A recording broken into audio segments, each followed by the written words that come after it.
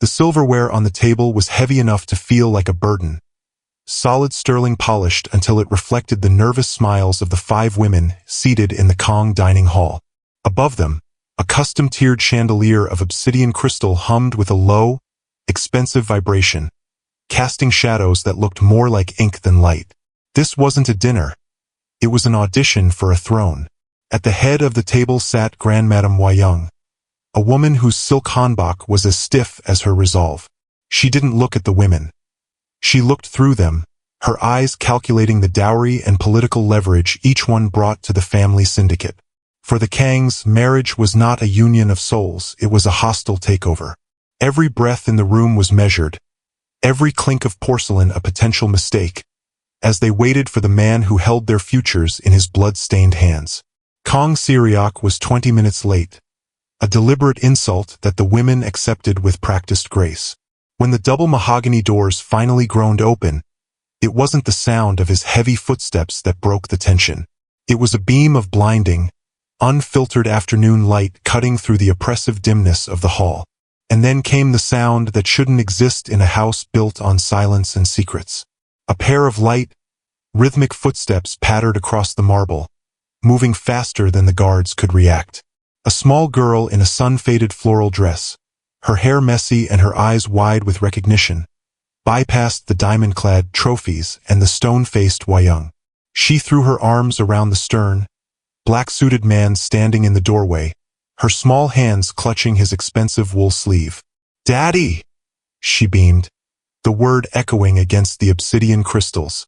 Behind her, framed in the doorway like a ghost in blue scrubs, stood Zariah Monroe. The red arrow of fate had finally found its mark. The nurse didn't move, her breath catching as she met the gaze of the man she had saved years ago, the man who was never supposed to find her. Welcome to the next chapter of Coded Tales. If you're ready to see what happens when a Mafia king discovers the one weakness he never knew he had, you're in the right place. Stories like this wait for no one, and we're just getting started. Make sure you hit that subscribe button right now and tap the notification bell so you don't miss a single twist in Siriak and Zariah's journey. Do you think Grandmadame Wayang will accept this child? Or is Bora in more danger than ever? Drop your theories and your location in the comments. We love seeing where our global family is watching from. Now let's dive right into it. The east wing of the Kong estate didn't breathe. It hovered in a state of expensive, sterile, suspended animation. Here, the air was filtered to a clinical purity, smelling faintly of eucalyptus and the metallic tang of high-end medical equipment. Zariah moved through the silence like a shadow, her footsteps swallowed by the thick silk runners. For 3 months, she had been the invisible engine keeping the syndicate's matriarchal heart beating, tending to the ailing elder mother of the house with a precision that bordered on the robotic. Zariah preferred it this way. Invisibility was her greatest asset. She wore her blue scrubs like armor, a uniform that signaled she was staff, a tool, a non-entity. She had mastered the art of being in a room without occupying space, keeping her head down as the trophy women, the potential bride's Grandmadame Wayang vetted like prize horses, paraded through the halls in a cloud of French perfume and ambition. Zariah was a ghost, and ghosts didn't have pasts. They didn't have secrets. They didn't have 4-year-old daughters tucked away in the staff quarters, hidden behind the promise of a paycheck that would finally buy their freedom. On this afternoon, the silence felt heavier. The mansion was buzzing with the electricity of a high-stakes merger dinner. Zariah adjusted the 4-drip for the sleeping elder, her hands steady despite the distant sound of porcelain clinking in the main dining hall. She looked at the woman in the bed, Wayang's mother, whose face was a map of a long, hard-won life. Zariah saw a reflected solitude in her. They were both prisoners of this mahogany fortress, just in different ways. As she worked, Zariah's mind drifted to the single photograph she kept hidden in her locket. A blurry image of a man she had saved on a rainy night years ago, his blood staining her hands as she stitched him back together in a basement by candlelight. She hadn't known his name then, only the intensity of his dark eyes before he vanished into the night. She had spent years running from the memory of that night, convinced that the world he lived in would destroy her and the life she was carrying. A sudden, sharp giggle broke the East Wing's silence. Zariah's heart stopped. It was a sound she knew better than her own heartbeat. Bora. The heavy mahogany doors at the end of the corridor groaned open. Zoraya turned, the amber light of the setting sun spilling into the hallway, framing the small, floral-dressed figure of her daughter. Bora had escaped the quarters. She was running toward the light, toward the voices, toward a destiny Zoraya had spent years trying to outrun. Zoraya reached out, a silent plea dying in her throat, as she realized the invisible caretaker was about to become the center of a storm she couldn't stop. The silence of the East Wing was no longer a sanctuary. It was a drum skin, tightened to the point of snapping. Zoraya stood frozen, her pulse a frantic staccato against her ribs, as she watched Bora's small frame disappear into the golden haze of the main corridor. She shouldn't have been able to get out. The staff quarters were supposed to be a fortress within a fortress, but Bora had always been a creature of light, instinctively seeking the sun whenever a door was left ajar. Zoraya moved. She didn't run. Running drew attention. But she glided with a desperate, predatory grace, her blue scrubs whispering against the mahogany wainscoting. As she rounded the corner into the grand gallery, the muffled sounds of the dinner party grew into a roar of high society chatter and the sharp, rhythmic clinking of silver. Then, she saw him. Kong Syriac stood at the threshold of the dining hall, a silhouette of obsidian and shadow. Even from the back, the line of his shoulders carried the weight of a man who ruled by decree. He was the sun that the trophies at the table revolved around, yet he looked utterly cold, a monolith of granite in a room of silk. Bora didn't hesitate. To her, he wasn't the head of a syndicate that controlled the ports from Incheon to Virginia. He was simply the man from the stories her mother whispered in her sleep. Before Zoraya could reach her, Bora had closed the distance, her small, paint-stained hand catching the edge of Syriac's sleeve. "Daddy!" The word didn't just fall. It detonated. The air in the room seemed to vanish. Grandmadame Wayung's wine glass paused midway to her lips, the garnet liquid. Trembling, the 5 women at the table turned as one, their faces masks of exquisite, horrified shock. Syriac stiffened. He didn't pull away. Slowly, with the deliberate gravity of a predator sensing a shift in the wind, he turned his head. His gaze fell upon the little girl beaming up at him, then drifted upward, cutting through the crowd until it locked onto Zoraya, who stood paralyzed in the doorway. In that moment, the opulent hall faded. The scent of the expensive short ribs and French perfume was replaced by the ghost of a different smell. Rain, rusted iron, and the sharp tang of antiseptic. Syriac didn't see a nurse. He saw a flickering candle in a dark basement. He heard the steady, calm voice of a woman who had refused to let him die when the rest of the world was hunting him. Zoraya saw the recognition flare in his eyes, a dark, molten heat that shattered his icy composure. It was an echo of a memory she had tried to bury, a melody they both knew by heart, now playing out loud in the most dangerous room in the world. The secret was out, and the silence would never return. The silence following Bora's exclamation was not peaceful. It was a vacuum, sucking the oxygen out of the room until the lungs of every guest burned. Grandmadame Wayung was the first to recover, her composure snapping back into place like a steel trap. She set her crystal glass down with a sharp clack that echoed like a gavel. Her eyes, cold and sweeping, landed on Zoraya, who remained anchored to the doorway, her blue scrubs now a neon sign of her low status in this room of silk and ambition. Security. Wayung's voice was a low, melodic threat. Remove this distraction. And the nurse. But the trophies at the table had already found their opening. At the center of the table sat Jean Sun, the daughter of a shipping magnate, whose beauty was as sharp as the diamonds at her throat. She didn't look at the child. She looked at Zoraya with a pity that felt like a razor blade. "Is this the quality of care we expect for the elder mother?" Jean Sun asked, her voice carrying a feigned concern that traveled across the room like perfume. She turned to the other women, a cruel smile playing at the corners of her lips. "It seems the help has been spending more time daydreaming about the master of the house than checking vitals. How unfortunate. To use a child as a prop for a promotion. It's quite desperate, isn't it?" A ripple of hushed, Cutting laughter followed. The women leaned in, their eyes darting between Zoraya's worn sneakers and the immaculate tailoring of Syriac's suit. To them, Zoraya was an anomaly, a smudge of dirt on a white canvas. They began to whisper, their words charity case and unprofessional drifting toward Zoraya like stinging insects. Jin-sun stood, her gown trailing behind her like a spill of liquid gold. She walked toward Syriac, ignoring the little girl still clinging to his arm. Syriac Hesasai, don't let this ruin our evening. Some people simply don't know their place. It's a pity the nursing agency didn't vet her for delusions. Zoraya felt the sting of the words, the familiar heat of shame rising in her chest. She had spent her life being looked down upon, but seeing them treat Bora as a prop ignited a different kind of fire. She took a step forward, her voice steady despite the trembling in her soul. My daughter is not a prop, Zoraya said, her gaze meeting Jinsuan's. And I am not delusional. She expected the guards to seize her. She expected to be thrown out into the night. But the weight on Syriac's arm hadn't moved. He remained motionless, his eyes still locked on Zoraya with an intensity that made the socialite's insults wither in the air. The sting of the elite was sharp, but the silence of the Mafia boss was deafening. He wasn't looking at Jin-sun. He was looking at the woman who had once saved his life, and for the first time, the predator looked like he had found something worth protecting. The chaos of the dining hall was a distant roar, muffled by the heavy soundproof doors of the mansion's private archive.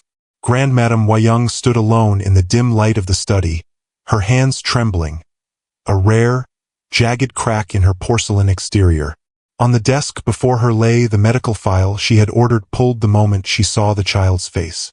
It wasn't just the girl's eyes, which carried the same stubborn spark as Syriac's.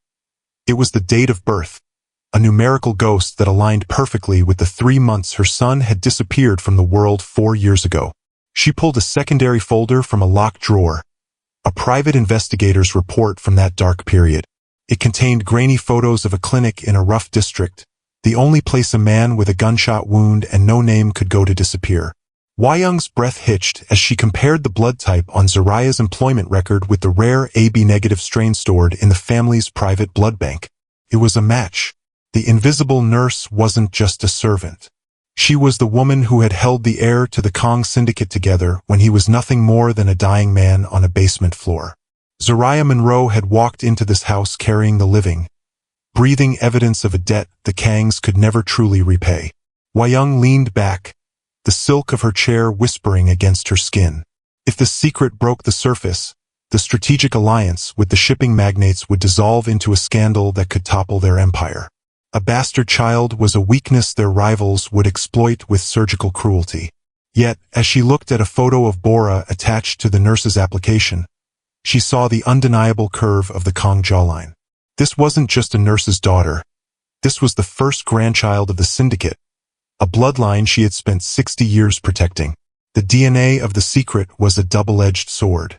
It offered Wayang a bridge to her son's distant heart, but it also painted a target on the back of a 4-year-old girl. Wayang closed the folder, her mind racing. She had spent a lifetime treating people like chess pieces, but for the first time, she wasn't sure if she should move the nurse off the board or build a wall of fire around her. Outside, the storm was gathering, and the grandmadam realized that the distraction she had ordered to be removed was actually the only thing that could save their legacy. She tucked the file into the safe, the click of the lock sounding like a final, irrevocable choice. The nurse was no longer a ghost. She was the key to everything. The predator's eyes were not the only ones watching. While the interior of the Kong estate simmered with the heat of a bloodline revealed, the world outside was as cold and calculating as a sniper's lens.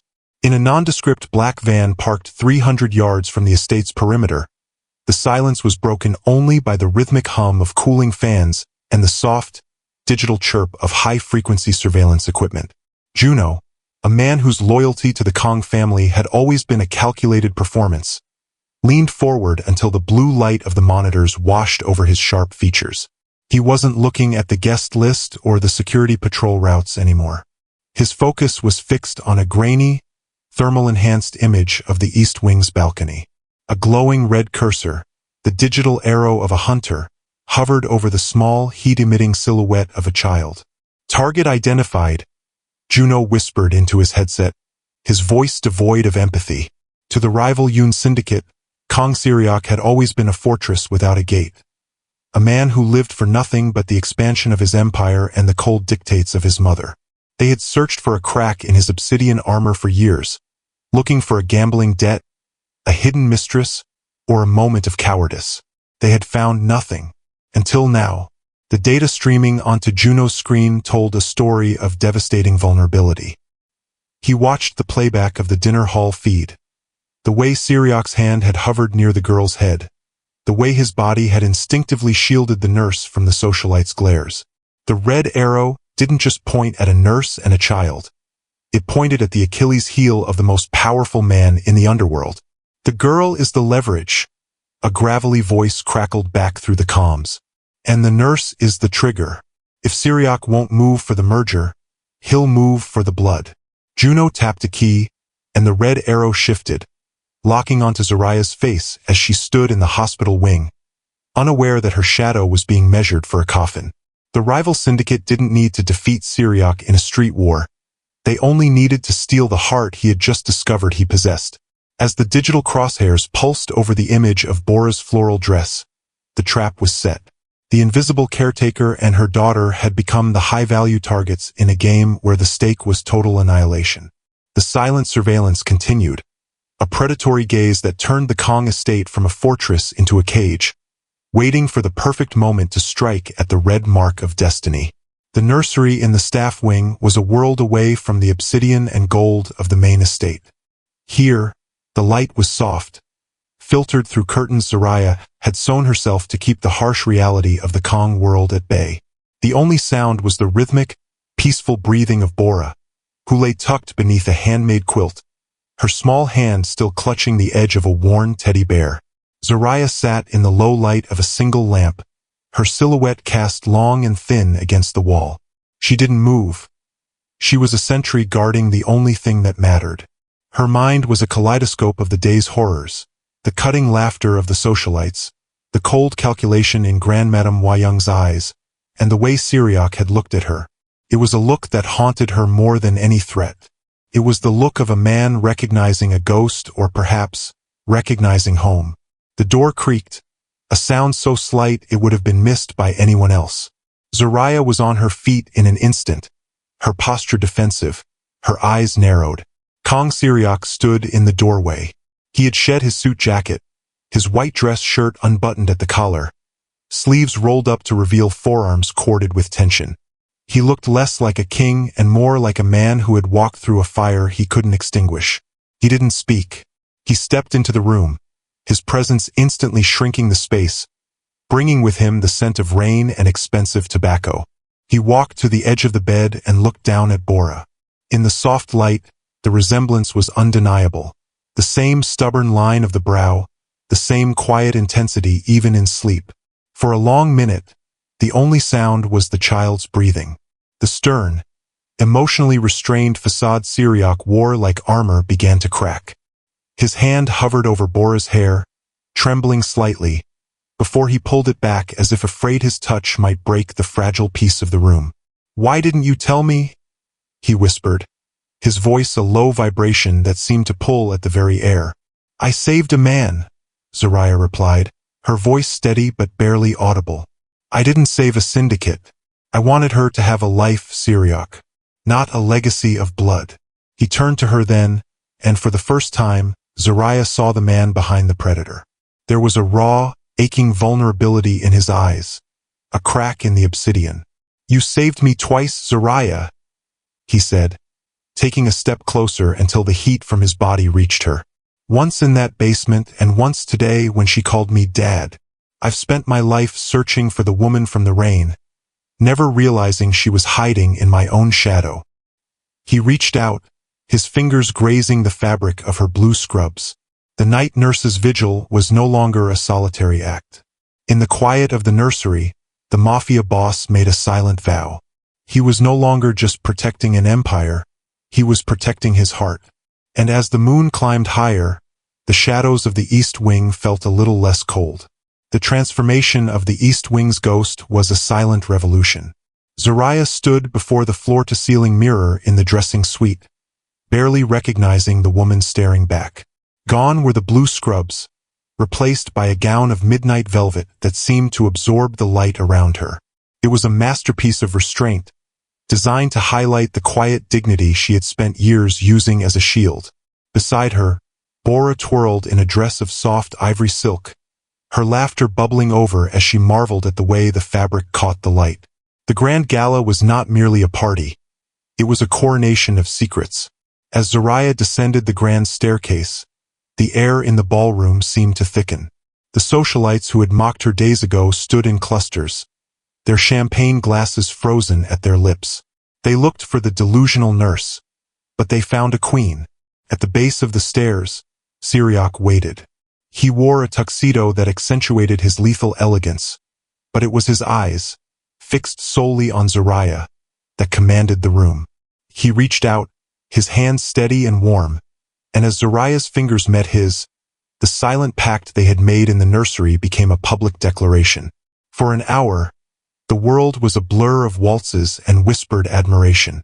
Even Grandmadame Wayang moved through the crowd with a newfound, sharp-eyed pride, watching her son reclaim his humanity. But the elite have a way of weaponizing the truth.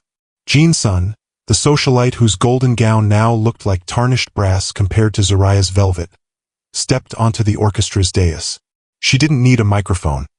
Her voice, honed by years of boardroom battles, sliced through the music. "A beautiful performance," Jin-sun called out, her eyes gleaming with a predatory light.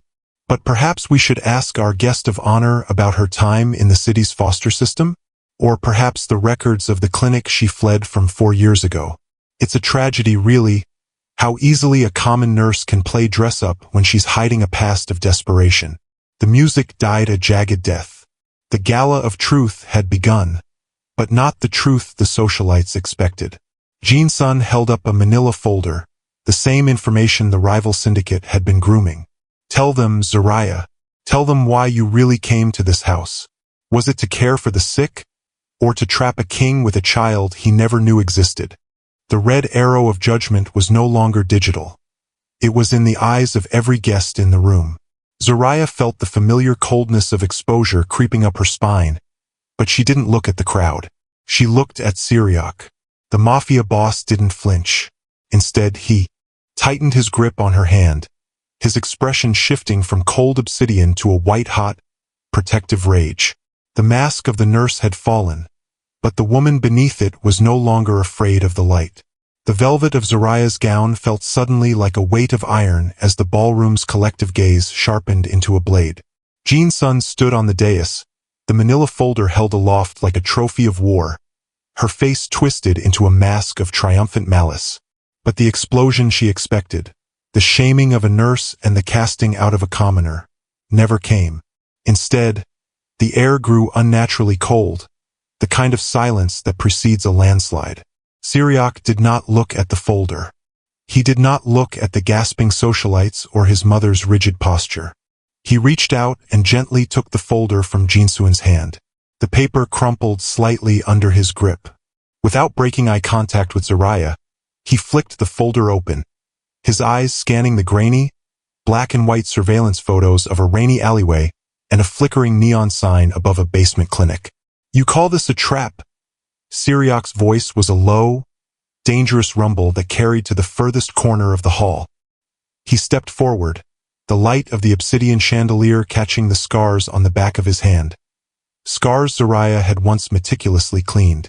"I call it the evidence of my life." He turned to the crowd, pulling Zoraya closer until she was tucked firmly against his side. The hidden twist was no longer a secret whispered in shadows. It was a thunderclap. 4 years ago, I was left for dead in the rain. My own men had turned, and the world I built had abandoned me. This woman didn't ask for my name. She didn't ask for my bank balance. She spent 72 hours in a basement, stitching a man she thought was a ghost back together, using nothing but her skill and her courage.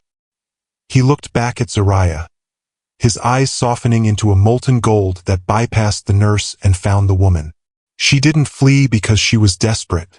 She fled because she knew that the moment I woke up, my world would try to claim her. She was protecting the only thing that mattered, our daughter. A collective gasp rippled through the room. The identification was complete. She wasn't the nurse who had stumbled into a job. She was the savior who had been hunted by a king's gratitude. Syriac turned his gaze back to Jin-sun, whose face had drained of color. You spent thousands of dollars to find her past. Jin-sun. I spent 4 years and millions to find my future. You've done me a great service tonight. He closed the folder and let it fall to the marble floor with a dull thud. The red arrow of destiny had finally landed. Zoraya felt the trembling in her hands settle. The truth didn't dismantle her. It anointed her. In the heart of the Kong Empire, the ghost had finally been given a name, and the Mafia boss had finally found the woman who had held his soul in her hands when he was too broken to hold it himself. The triumph of the ballroom was shattered by a single, panicked vibration in Zoraya's hand. She pulled her phone from the folds of her velvet gown, her heart dropping into a cold abyss. It was a video message from an unknown number. The footage was grainy, taken from a low-angle security camera in the staff wing. It showed 2 men in charcoal suits, men who didn't wear the Kong family crest, carrying a sleeping, bundled figure in a floral quilt toward the service elevator. Bora. Zoraya's scream was silent, a gasp that turned her face ashen. She shoved the phone into Syriac's hand. The Mafia boss took one look at the screen, and the warmth that had begun to thaw his expression vanished, replaced by a terrifying, absolute stillness. The extraction had begun. The rival Yoon syndicate hadn't waited for the gala to end. They had moved under the cover of the music and the wine. Juno. Syriac's voice was a serrated blade. He didn't raise his voice, but the guards at the perimeter of the ballroom snapped to attention. Close the gates. No one leaves. No one breathes without my permission. The gala transformed from a celebration into a war room. Syriac didn't wait for a plan. He grabbed his jacket, his movements fluid and lethal. He looked at Zoraya, whose eyes were wide with a mother's primal terror. Stay with my mother, he commanded, his hands gripping her shoulders. I am going to get our daughter, and I am going to burn down whoever thought they could touch a Kong and survive the night. But Zoraya didn't stay. As Syriac charged toward the garage, she followed, her midnight velvet trailing behind her like a battle flag. She was a nurse. She knew every service corridor, every hidden stairwell, and every blind spot in the East Wing. If they were taking Bora to the docks, the Yoon family stronghold, they would use the old maintenance tunnels. The chase was a blur of screeching tires and cold adrenaline. Syriac drove with a focused rage, weaving through the Virginia night toward the industrial district. Behind them, the Kong Syndicate's tactical teams moved like a black tide. They reached the pier just as a private boat's engine roared to life. In the moonlight, Zoraya saw the floral quilt. The rivals weren't just taking a child. They were trying to extract the soul of the Kong Empire. Syriac stepped out of the car before it had even fully stopped, a gun in his hand and a father's vengeance in his heart. The red arrow had pointed the way to a trap, but the hunters had forgotten one thing. A predator is never more dangerous than when he is fighting for his home. The pier was silent now, the metallic scent of seawater mixing with the cooling heat of the asphalt. The Yoon Syndicate's boat sat adrift, its engines cut, and its crew disarmed by the overwhelming force of the Kong tactical teams. Syriac stood at the edge of the dock, his tuxedo shirt torn and stained, but his arms were wrapped tightly around a bundled floral quilt. Bora was awake, her small face pressed into the crook of his neck, her tiny hands clutching his collar as if she never intended to let go. Zoraya reached them first, her velvet gown torn at the hem from her sprint across the gravel. She didn't wait for permission. She collapsed against them both, her hands frantically checking Bora's face, her hair, her breathing. The three of them stood as a single, trembling silhouette against the moonlit harbor. Syriac reached out, drawing Zoraya into the circle of his protection. The predator had finally brought his family home. The return to the estate was not a retreat, but a reclamation. As the black SUVs pulled into the circular drive, the gates didn't just close. They sealed. Grand Madame Wayang stood under the obsidian chandelier, her face pale but her eyes burning with a new, fierce clarity. She watched as her son walked through the doors, not as a cold monarch, but as a father carrying his sleeping daughter, with the nurse walking steadfastly by his side. Wayang stepped forward, her silk hanbok rustling in the absolute silence of the hall. She looked at Zoraya, really looked at her, and saw the woman who had not only saved her son's life twice but had given their bloodline a future. Without a word, the Grand Madame unfastened the heavy pearl brooch from her own collar, a family heirloom passed through generations, and pressed it into Zoraya's palm. It was an admission of debt, an acceptance of blood, and a surrender of the old ways. The Kong Syndicate was no longer a machine of cold mergers and strategic marriages. As Syriac led Zoraya and Bora toward the private living quarters, the staff and soldiers bowed lower than they ever had before. They weren't bowing to a boss. They were bowing to a family. The new syndicate was built on a foundation of hidden basements, rainy nights, and a debt of love that no amount of gold could ever repay. Zoraya looked up at Syriac, and for the first time since she had arrived at the mansion, she didn't feel like a ghost or a secret. She was the anchor. As the sun began to rise over the Virginia hills, the red arrow of destiny finally stilled. The search was over. They were no longer running from the shadows. They were the ones who commanded them. Thank you for following the journey of Syriac, Zoraya, and Bora in this installment of Afro-Korean narratives. Their story proves that even in a world of obsidian and steel, the heart always finds its way home. If you enjoyed this finale, don't forget to like, subscribe, and share your favorite moment in the comments below. Where should our next story take us? Let us know your thoughts.